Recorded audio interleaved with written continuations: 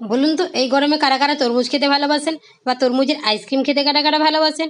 তাই চলুন আজকে আমি তরমুজের আইসক্রিম বানিয়ে দেখাবো খুব সহজে। প্রথমে নিয়েছি আমি একটা তরমুজটাকে ছোট ছোট টুকরো করে কেটে নেব। তার থেকে বীজগুলোকে আলাদা করে মিক্সিং জারে নিয়ে নিচ্ছি। মিক্সিং জারের মধ্যে চিনি দিয়ে ভালো করে পেস্ট করে নেব। পেস্ট করার পরে স্ট্রেনারে ভালো করে ছেঁকে নেবো, কোনো রকম দানা ভাব যেন আইসক্রিমটার মধ্যে না আসে। দেখুন এইভাবে ছেঁকে নিতে হবে। আর কালারটা কিন্তু দুর্দান্ত এসেছে। আমি কিন্তু এখানে কোনো ফুড কালার বা কোনো কালার ব্যবহার করিনি, তরমুজের যে অরিজিনাল কালার হয় সেটা দিয়ে কিন্তু করেছি। এবার আমি আইসক্রিম মোল্ডের মধ্যে দিয়ে দিলাম নারকেল কোড়া আর চিনি বাদাম। এটা দিলে আইসক্রিমটা খেতে দুর্দান্ত লাগে। এবার আমি তরমুজের রসটাকে ভরে কাঠি লাগিয়ে আইসক্রিমটা ডিপ ফ্রিজে রেখে দেবো 12 ঘন্টার জন্য। 12 ঘন্টা পর ফ্রিজ থেকে বের করে খাপগুলোকে খুলে নিয়েছি। এখানে কিন্তু জলে ডোবানোর কোনো দরকার নেই আইসক্রিমটাকে।